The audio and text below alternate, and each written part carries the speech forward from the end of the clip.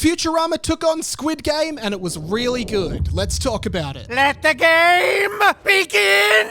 What's up guys, Mike here, welcome back to my channel. Make sure you hit the subscribe button for more pop culture content and more Futurama episode reviews. Let's get into it. So I was so disappointed by last week's season premiere of the new season of Futurama that I started to get really worried about this season in general, but episode 2 really met my expectations, and I thought it really showcased what I love about Futurama. This episode is called Quid Game, obviously a homage to Squid Game, which it loosely parodies, okay? So it loosely parodies the concept of Squid Game, but it's not like a direct one-to-one parody. And I thought this was good because it meant they could put their own little Futurama spin on that familiar pop culture concept. One of my main complaints from last week's episode, and you can watch my video about it, was that the focus on NFTs as a concept was really outdated, and I didn't like when Futurama took current day technologies or innovations and then did them in the year 3000.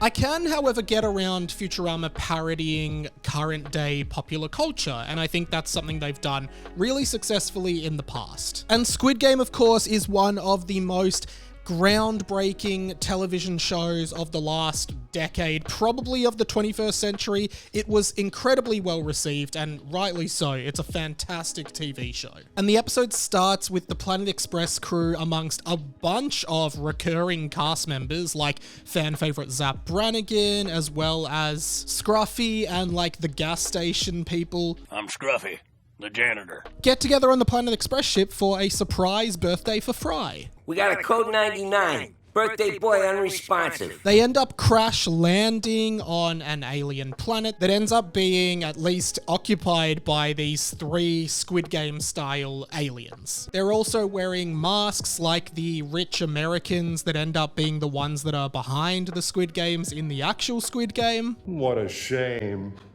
And they decide to pit everyone together in a series of games that are essentially, if you lose, you die, just like Squid Game. I want to play a game.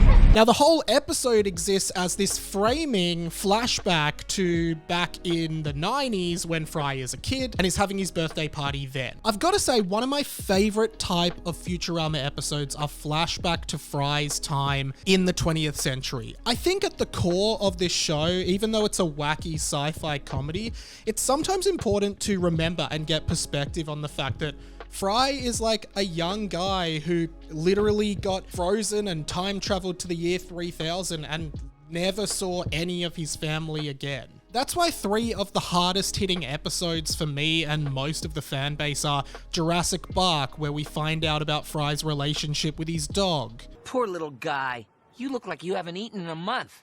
Luck of the Fryrish, where we have a fantastic reveal about Fry's brother at the end. Son, I'm naming you Philip J. Fry in honor of my little brother, who I miss every day.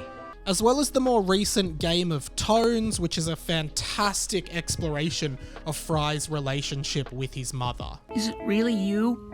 Yes. I've dreamed about you a lot since you disappeared. And even though Fry's mum and dad as characters aren't often explored, we do have so many fantastic episodes that showcase their love of Fry. And I'd love for them to even explore more what they did after Fry left and how much they missed him. So at Fry's party, they play various party games like Pinata, Barrel of Monkeys, and even Pin the Tail on the Donkey. And the aliens on the Squid Game planet recreate these, and the losing contestants are killed. I don't remember this being so hard when I was 8. All the while we flash back to the same games being played back in the 20th century at Fry's birthday party. I gotta say, I loved seeing Kid Fry here, like a young, 10-year-old Fry or something.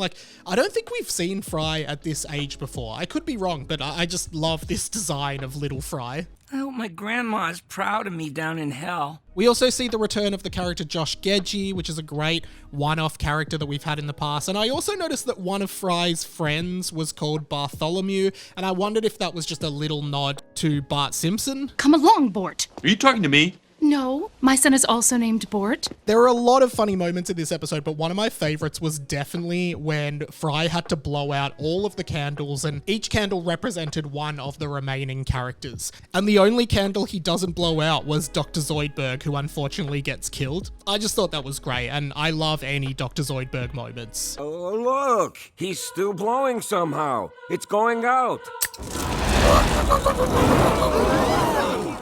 My only regret is not getting any cake. The other funniest moment for me was towards the end, where Fry says that he's lost a friend to cheating before and doesn't want it to happen again, and it's between the gas station lady and Bender, and the gas station lady grabs him and says, "I don't want to lose you either, Fry." I just love moments like that. I lost a best friend a long time ago because he thought I was cheating, and I'm not gonna let it happen again.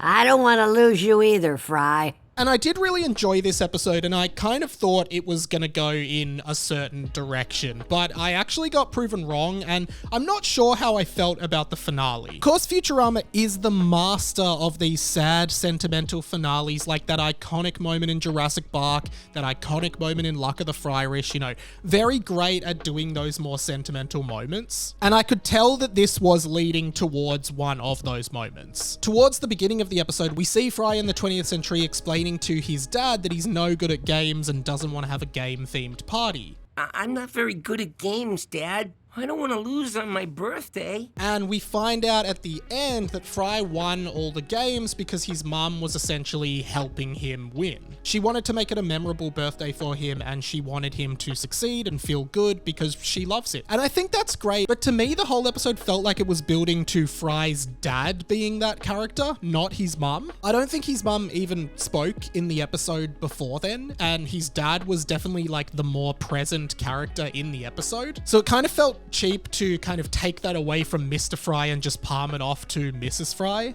And in that sense, I wasn't sure if the ending particularly felt one. Like, it kind of felt like a curveball of what I was expecting, but not like in a great way. That being said, I do think this episode was really strong. It was funny, it had a little bit of heart, and it was just a really fun parody of something current in pop culture, which I think Futurama does well, but it didn't lean into it just being a one-to-one Squid Game parody. It was just a loose concept parody. Overall, I was really worried after last week's episode, but this one definitely steers me back into the good books for Futurama, and I think it could be really good moving forward, and I can't wait to keep covering all the episodes right here on my channel, so stay tuned.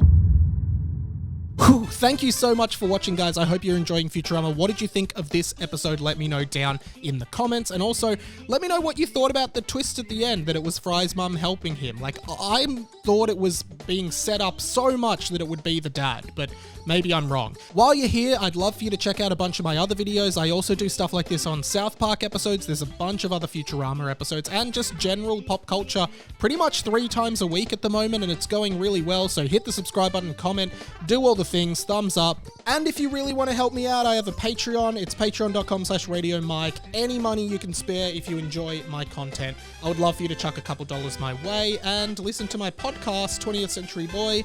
It's either there or there. But that's pretty much it from me for this video. My name's been Radio Mike. This has been The Inside of My Mind, and I will see you in the next one. Catch you later.